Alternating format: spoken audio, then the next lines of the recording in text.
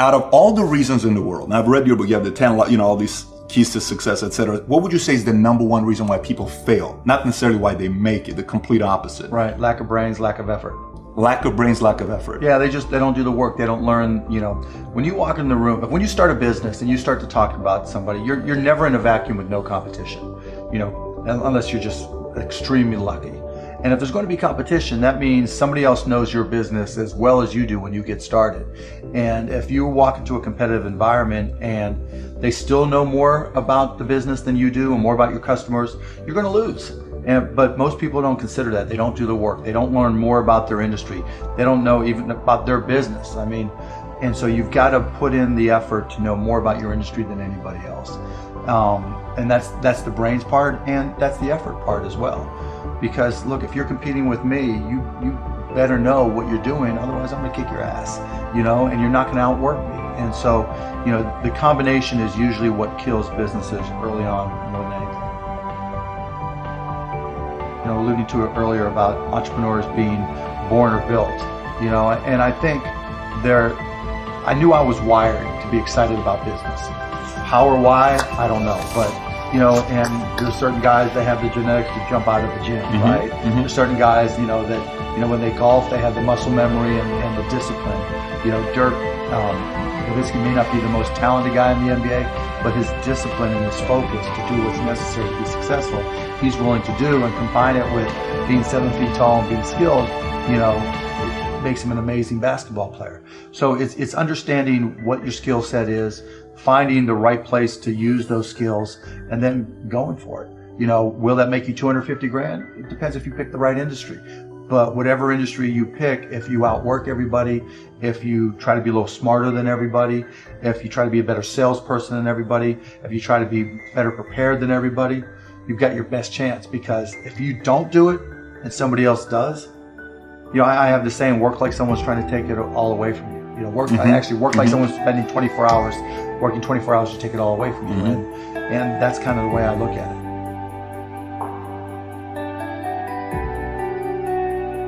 I started my first business when I was 12. I was buying and selling baseball cards, buying and selling stamps, anything I could do to make money, I was hustling and trying to do. So I was into business, but I not so much where it was all my friends were into it with me, so they wouldn't know. Baseball cards. Yeah, baseball cards, you name it. I grew up in Pittsburgh.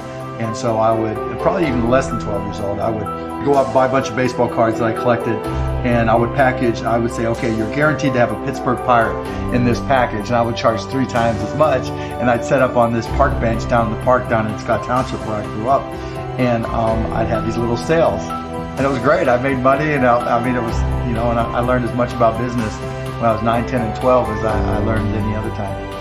Let's transition to a different subject with college. You went to IU, Yep. right? Now you got a lot of people that say, forget about school, drop out of school. They're idiots. So you think they're idiots? Idiots. Tell me why. If you're going to have and run a business, if you don't understand accounting, you're already behind the 8 ball. Can't you hire a guy that knows how to run But then accounting? they still have to communicate to you. Your accountant might tell you you're profitable, but your cash is going down. Not understanding a breakdown. And when you don't, Do you think you need college to learn that? yeah, I think you do, right? Because it may not, for some people, look, if you're so self-motivated that you can take an online course in accounting and teach yourself everything, you're way ahead of the game anyways. But most people aren't. I don't care if you go to a community college and take accounting and spend $99 for the class. Just, spending the money forces you to be more obligated to do it. But accounting, finance, lesser extent marketing, sales if the school offers that, these are all that's the language of business. And so while it's possible to teach yourself these things, and while it's possible to hire them, when you're starting your own company, you don't want to have to spend money hiring an accountant. Well, let me tell you that if you've gone through all these classes, you probably don't have to hire a lawyer to incorporate, right? You can probably figure out yourself. And so your cost of opening up a business drops. But even more important than all that, that's the blocking and tackling. That's the language of business. The thing I learned at Indiana that was more important than anything else, I learned how to learn. And learning became far more important to me, because the one certainty in business is that it's always going to be changing. If you're not always learning, to this minute, if I'm not continuously learning, if I'm not just absorbing as much as I can absorb, someone else is going to kick my ass, right? So you talk about paranoia. the greatest source of your paranoia should be knowledge. If someone else knows more than you do, and if you're not learning, if you don't know how to learn, if you don't have a thirst for learning and acquiring information, you're SOL. So do you think, like, let's just say if we put 10 guys here, you interview them, okay? You could, within a 5-10 minute interview, say, this dude's not gonna make it as an entrepreneur. Yeah, I mean, I can typically tell, right? I can tell by their passion, I can tell by their focus, I can tell by their preparation. You know, there's a whole realm of things in any business. Here's the business you're in, and here's 1,000 things that influence whether or not you're going to be successful. You know, through my experience in businesses, I can put myself in his position and say, okay, here are 900 of the 1,000 things he has to be aware of, and then go through and ask. And by how many of those or her issues they've been able to address already, that kind of gives me a sense of how hard they're willing to work. You know, and I can tell by the questions they ask me. So all I have to do is say, okay, what do you want to know? And, you know, when they start saying, what should I do? They ask you. Yeah, well, you know, and that's fine, right? And I want them to ask questions, but, you know, people like to say, you know, the only stupid questions are the ones you don't ask, and that's not right, right? Because the questions you ask tell whoever more about you than anything else you do.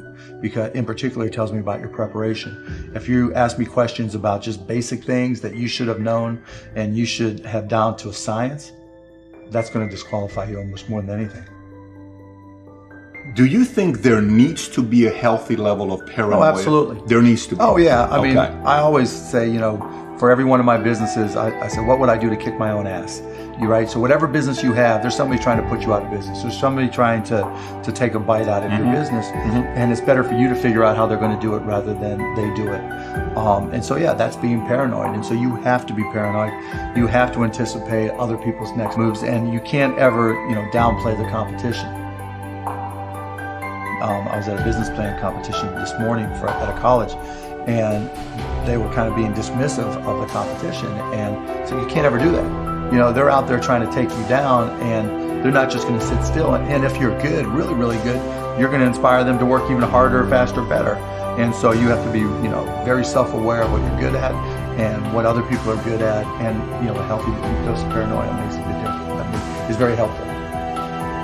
How does one entrepreneur increase the speed in areas that they can increase? There's certain things you can't control. Speed in what way? Speed of growing your business. All right. So how fast can I grow it? Yeah, I mean, it just depends. You've got to know your own skill set, right?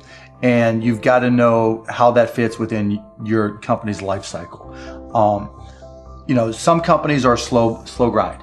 And you just have to understand that, and you've just got to bide your time until it starts to click, and then grow with it quickly. You know, if you're trying to release a product that needs to be ubiquitous, you've got to go as fast as you can, and then, you know, release a product, yeah, like a launch. Yeah, and you know, there's a lot of people who will say, you know, perfection is the enemy of profitability, right? And that doesn't mean you have to wait till it's a perfect product. It really just depends on what the product is. It, you know, a barbershop, right? Is it an app? Is it a service? Is it a product? But, you know, the key is looking for the low-hanging fruit. What customers are willing to write you a check or commit to it? You know, so that they're willing to integrate it into their daily lives or integrate it into their daily business. And so getting a commitment either through time or revenue is typically what I look for. And so if I can get a commitment, then I'm going to be able to learn. I'm going to see how they use it. Do they sustain usage? And then once I get the next one, you know, hopefully it came a little bit faster than the first one. Then I can ask for referrals, and then the next one, then the next one, and I just try to ramp it up. You know, when I bought the Mavs, we had no season ticket holder base. And so literally it was a matter of just putting a list of former season ticket holders in a white pages back then, you know, on my desk next to my phone, and making phone calls. You? Yeah, me. Yeah, because if I'm not going to do it, how can I expect someone else to do it, right? So just get on the phone. Hey, this is Mark Cuban. I'm the new owner of the Dallas Mavericks. You know, I'd like to invite you back for a game. It's not, though. This is my business. We can't get regular sales guys or something to make those calls once they get to a quarter. You're a guy that's a billionaire. You're making those calls. But that's all, you know, and that's fine and good, right? Because everybody's got their own goals, right? But still, I don't want anybody at the Mavs to be able to say, well, he's not willing to do the work, right? You know, if I walk around, I'm picking up all the papers. I'm not saying go get that picked up. I'm like, okay, that's trash. I'm picking it up. So But in terms of speed of growth, it's really, you got to get that first customer first. And then when you get that first, what did you learn? Reiterate, get that next customer. And then hopefully as you learn more and more through the process, the next one becomes coming by even faster.